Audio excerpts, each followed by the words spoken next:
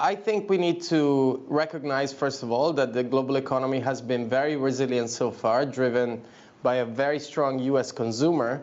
But we do think that this resilience will not last, and the reasons are mainly two. The first one is that we've had a big fiscal sugar rush in 2023 with the US budget deficit widening and with excess savings from the pandemic checks still sloshing around the system that's been supporting activity. And secondly, the pass-through of monetary policy has been fairly slow, partly given the long debt maturities in the US. Think about mortgages, which are 30 years on average. Now, as we look to 2024, I think these effects will change. First of all, fiscal policy looks set to turn contractionary across the globe. In the US, the fiscal expansion we had is not expected to continue this year. Secondly, the excess savings, so those pandemic checks that are sloshing around the system, will go down in real terms as inflation is eroding the real value of these savings. So that boost from legacy fiscal policy, legacy fiscal stimulus will also fade.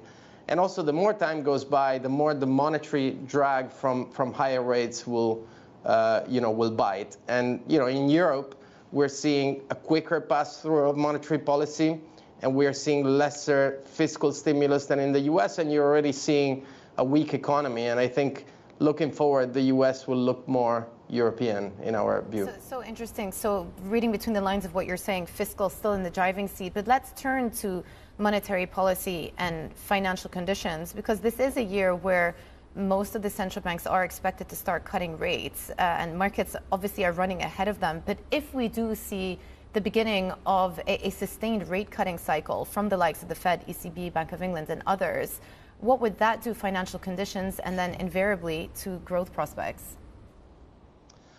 Yeah, I mean, that's a good question. I think the focus is squarely on rate cuts here. I think central banks have reached the peak. We're seeing pretty meaningful disinflation. But I think the markets may have got a little bit ahead of themselves when it comes to rate cut expectations for 2024.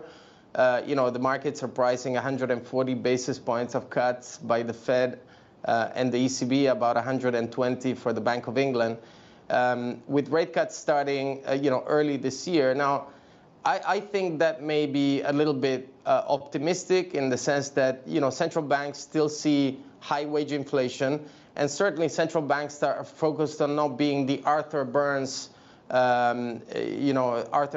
making the mistake that Arthur Burns made in the past of easing policy too quickly before beating inflation. So I think actually rate cuts will happen this year, but they could be a little less than the market is anticipating. So you could have a little less monetary support to the global economy than the market anticipates. Now, as you look beyond 2024, actually, I think there is potential for rates to fall more than the market is anticipating. I can think about 2025 and beyond.